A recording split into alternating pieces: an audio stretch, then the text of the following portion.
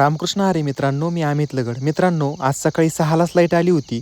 वेळ न घालवता मी डायरेक्ट वावरात पोहोचलो, कारण मोटर सुरू केली, गव्हाला पाणी लावलं आणि इकडे संत्रीलाही पाणी द्यायला मला यावं लागत होतं. एकाच वेळी दोन्ही कामं सोबत चालू होती. मित्रांनो, शेतीत वेळ थांबत नाही, ती कामाची परीक्षा घेत असते.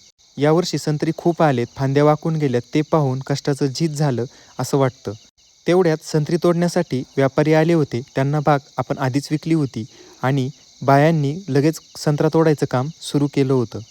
संत्रीने एक एक कॅरेट भरू लागला. हात चालत होते आणि वेळ पळत होती. संत्रा तोडताना फक्त फळ जात नाही, तर वर्षभराचा ताण उतरतो. एक एक कॅरेट भरताना मन समाधानी होत जातं. फांद्या वागतात तेव्हा कळतं मेहनत उभी राहिली आहे. झाड वागतं, पण शेतकऱ्याची मान ताठ राहते. संत्र्याने लगडलेली बाग सांगते, संयम ठेवला तर निसर्ग फसवत नाही. उशीर होऊ शकतो, पण त्याचं फळ नक्की मिळतं.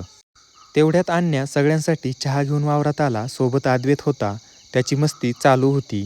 सगळ्यांनी चहा घेतला आणि पुन्हा कामाला लागली. सगळे कॅरेट वावराच्या बाहेर रोडला काढले, मोजून पिकअपमध्ये ठेवले आणि सगळा माल बाजाराकडे निघाला होता. मित्रांनो, शेती म्हणजे धावपळ, शेती म्हणजे कष्ट, पण शेवटी तीच शेती गोड फळ देते. घरी आलो तर अद्वैत संत्री खात होता. त्या छोट्याशा क्षणात पूर्ण कष्टाचं समाधान होतं.